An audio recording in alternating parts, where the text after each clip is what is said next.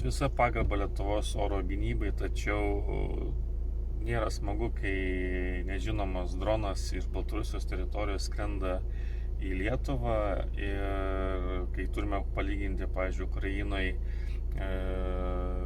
yra tokios oro sistemos, kur matomos praktiškai beveik visų rūšių dronai matomi.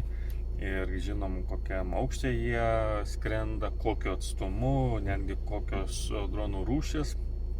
O Lietuvoje buvo pranešta tai, kad matėm, kad skrido į Lietuvos pusę, bet kai kirto Lietuvos sieną, mes jau nebežinom, kur yra tas dronas, ir sužinom tik iš gyventojų pranešimų, kokiam Vilniaus mikrorajone skrenda, iš kokių daugiabučių ar namų.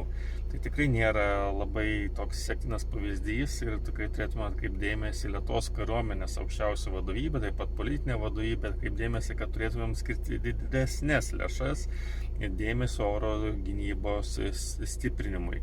Ir tikrai juokinga darosi, kai krašto apsaugos ministrė Dovilė Šakalienė sako, kad oras Lietuvoje yra puikus ir gali padaugėti kontrabandinių oro balionų skrydžių iš Baltarusijos į Lietuvos teritoriją. Tikrai ne apie tai turėtų kalbėti krašto apsaugos ministrė. Čia vienas dalykas.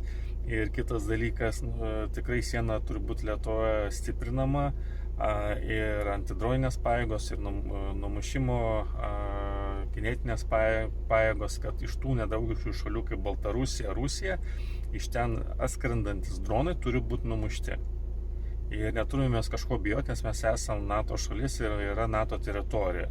O tai yra ir mūsų šalis, mūsų teritorija, kur mes sprendžiame, ką daryti, kaip apsisaugoti. Lygiai taip pat kaip Lenkijoje, kur jeigu puola Rusija, Ukraina, kur daug paleidžia raketų, Lenkai bent jau pakelia lėktuvus, jeigu įskristų raketa, jie galėtų numušti laiku, kol nepasiektų jų svarbių objektų, kaip Lietuvoje. Dronas, jau kovinis dronas kaip Šahedas, jisai turi tikrai keliasdešimt kilogramų kovinę galvutę, tai jisai gali tikrai nunešti daugiabučio laiptinę, kas yra buvę Ukrainoje.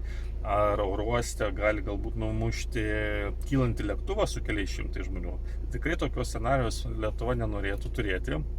Tai yra apie ką pagalvoti kariuomeniai ir politikams, kurie šiuo metu valdžioj. Tai linkiu visiems, kaip sakykime, ramybės, bet tuo pačiu matom, kur yra silpnosios vietos ir ką turime tobulinti.